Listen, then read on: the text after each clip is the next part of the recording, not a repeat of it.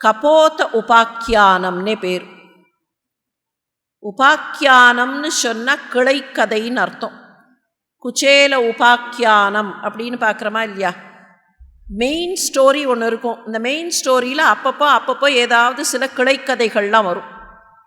அந்த மாதிரியான கிளைக்கதைகளில் ஒன்று இந்த கபோத உபாக்கியானம். கபோதம் அப்படின்னா புறான்னு அர்த்தம். இது ஒரு புறாவின் கதை. புறாவை காப்பாற்ற வேண்டும் என்பதற்காக தன்னுடைய தசையை கொடுத்த அரசன், அந்த பெயர் நமக்கு தெரியும். இப்போ ஒரு மனுஷனை காப்பாற்றுறதுக்காக புறா என்ன பண்ணித்துங்கிறது தான் இந்த கபோத உபாக்கியானம். ஒரு வேடன் அவன் காட்டில் வேட்டையாடுறதுக்காக பல இடங்களில் சுற்றின்னு இருக்கான். அப்போது மரத்தில் கீழ்கிளையில் ஒரு பெண் புறா உட்காந்துருக்கு. மேல் கிளையில் அந்த பெண்ணுடைய ஜோடியான ஆண் புறா இருக்குது. இவன் என்ன பண்ணிட்டான், அந்த பெண் புறாவை பிடிச்சிட்டான்.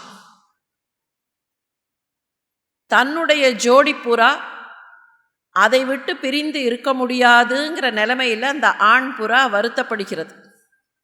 ஆனால் அவன் அதை பிடிச்சி வலையில் போட்டு கட்டி வச்சுட்டான். அங்கேருந்து அவன் புறப்பட்டு போகணும். அவன் வந்து பிடிச்ச நேரம் கொஞ்சம் மாலை நேரம், இருட்ட தொடங்கி இருந்தது. கொஞ்ச நாழியில் நல்ல மழை வரும் போல சிலு சிலுன்னு காற்று வந்தது. அவனால் அந்த இருட்டில் அங்கேருந்து புறப்பட்டு போக முடியல. குளிர வேற ஆரம்பிச்சுது. அவன் அந்த குளிரில் நடுங்கிண்டே, வலையில் இருக்கிற பெண் புறா அப்படியே இருக்குது, இந்த குளிரில் நடுங்கிண்டே அங்கே நின்றுட்டுருக்கான். இந்த ஆண் புறா அங்கேருந்து பார்த்த ஆண் புறா நினச்சிதான், அடடா காட்டுக்கு வந்தான், நாம் இருக்கிற நம்முடைய வீடான காட்டுக்கு இவர் வந்திருக்கார். யாராவது நாம் வசிக்கக்கூடிய இடத்துக்கு வந்தால் அந்த அதிதிக்கு உபச்சாரம் பண்ணணும். இந்த காட்டுக்கு அதிதியாக இவர் வந்திருக்கார். வந்த இடத்துல குளிரில் தவிக்கிறார். அதிதி கஷ்டப்பட்டா அதை பார்த்துட்டு இருக்கக்கூடாது. அவருக்கு என்ன வேணுமோ அதை பண்ணணும். அதனால் என்ன பண்ணலான்னு அப்படி பார்த்தது. இத்தனைக்கும் அந்த ஆண் புறாவின் ஜோடி பெண் புறாவைத்தான் அவன் பிடிச்சி வச்சுருக்கான். அதனால் என்ன பண்ணுறதுன்னு பார்த்த அந்த புறா, சரி இவருக்கு என்ன பண்ணலாம், இவருக்கு இப்போ குளிர் போகணும். அப்போ குளிர் போக்குறதுக்கு என்ன வழின்னு பார்த்தது. அதால் பறந்து போக முடியும் இல்லையா? அந்த பக்கம் கொஞ்சம் போய் பறந்து, காட்டு வாழ்க்கைக்கு பழக்கப்பட்ட அந்த பறவைகளுக்கும் அந்த விலங்குகளுக்கும் பார்வை நம்ம விட நன்றாக இருக்கும். அங்கேயும் இங்கேயுமா போய் கொஞ்சம் காஞ்ச குச்சியெல்லாம் கொண்டு வந்து அவர் முன்னால் போட்டுது. அந்த காஞ்ச குச்சியை கொண்டு வந்து போட்டதுக்கு என்ன அடையாளம், என்ன அர்த்தம்னா, இதோ இந்த குச்சியெல்லாம் போடுறேன், இதை வச்சு கொஞ்சம் நெருப்பு மூட்டி குளிர் காய்ந்து கொள். இந்த குச்சியெல்லாம் கொண்டு வந்து போட்டுது. அந்த வேடனுக்கு புரிஞ்சுது, ஏதோ மேலேருந்து அப்படி குச்சி கீழே விழுகிறது, ஆஹா ஏதாவது பண்ணி கொஞ்சம் நெருப்பு மூட்டிக்கலாம் அப்படின்னு பார்க்கறச்சே, எதை வச்சு நெருப்பு மூட்டுறது? அந்த காலத்தில் சிக்கி முக்கி கல்னு ஒன்று சொல்லுவார்கள். அது அதற்கும் விளக்கம் கொடுக்கிறார் மகாஸ்வாமி.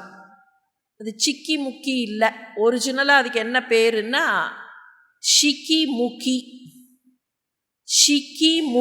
அதுக்கு தான் அந்த ஷிக்கி முக்கிங்கிறது தான் சிக்கி முக்கின்னு நம்ம கொஞ்சம் அதில் இக்க சேர்த்துட்டோம். இந்த ஷிக்கி முக்கி, ஷிக்கின்னா ஷிகை, ஷிகிவாகனன் அப்படின்னே பேர் முருகப்பெருமானுக்கு.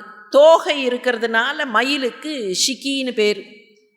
இந்த தோகை மாதிரி எது தோகை அல்லது ஷிகைன்னு சொல்கிறோமா இல்லையா, அதுதான் அந்த ஷிகை இருக்கக்கூடியவர்கள் ஷிக்கி. இன்னும் சொல்லப்போனால் சிவபெருமானுக்கு ஷிக்கின்னு ஒரு பேர் உண்டு. சிவசகஸ்ரநாமம் ஷிக்கி அப்படின்னே சிவபெருமானை அழைக்கும். ஏன்னா ஜட்டாபாரம் இருக்கக்கூடியவர், ஷிகை இருக்கக்கூடியவர், அவர் ஷிக்கி. இப்போ நெருப்புக்கு ஷிக்கின்னு ஒரு பேர் உண்டு. ஏன்னா அது எரியரிச்சே மேலே அப்படியே கொழுந்து விட்டு எரிகிறதுன்னு சொன்னால் அசையக்கூடிய ஆடக்கூடிய அதனுடைய சிகை தானே ஜட்டாபாரம் அசைகிற மாதிரி இருக்குங்கிறதுனால அதற்கு ஷிகி. முகினா என்ன, முகம்னா என்ன, வாய். தன்னுடைய வாய்ப்பகுதியில் தோகையை கொண்டது அக்னி. அதனால் அக்னிக்கே ஷிகிமுகி அப்படின்னு ஒரு பேர்.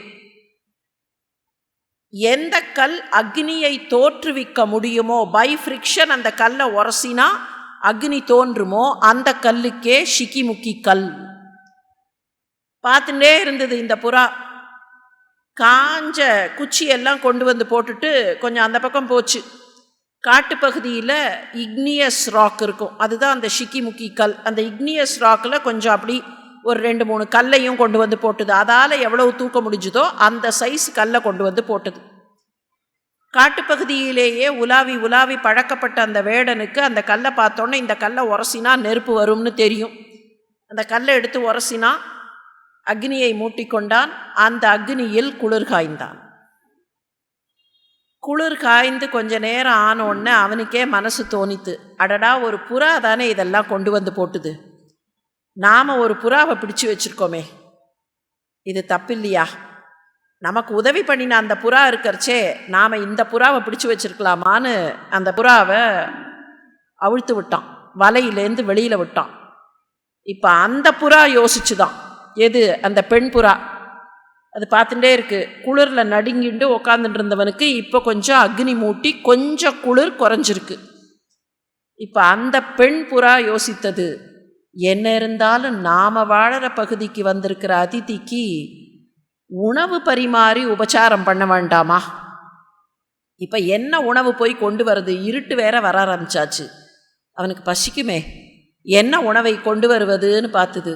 அதுக்கு தெரிஞ்ச ஒரே வழி, பேசாமல் இந்த நெருப்பில் விழுந்துடலாம். நெருப்பில் விழுந்துட்டா நம்ம உடம்பே அவனுக்கு மாமிச உணவாகி போகும்னு அது நெருப்பில் பொத்துன்னு விழுந்தது. இதை பார்த்த ஆண் புறா, இந்த நேரத்தில் ரொம்பவே பசிக்கும், நாமும் போய் நெருப்பில் விழுந்துடலான்னு அதுவும் நெருப்பில் விழுந்தது. தனக்கு தீங்கு பண்ணினவனுக்கு கூட அதிதியாக வந்த ஒருவருக்கு உபச்சாரம் செய்யாமல் இருக்கக்கூடாது என்கிற தர்மத்தின்படி தங்களுடைய உயிரையே தியாகம் செய்த அந்த புறாக்களை பற்றிய கதைதான் கபோத உபாக்கியானம்.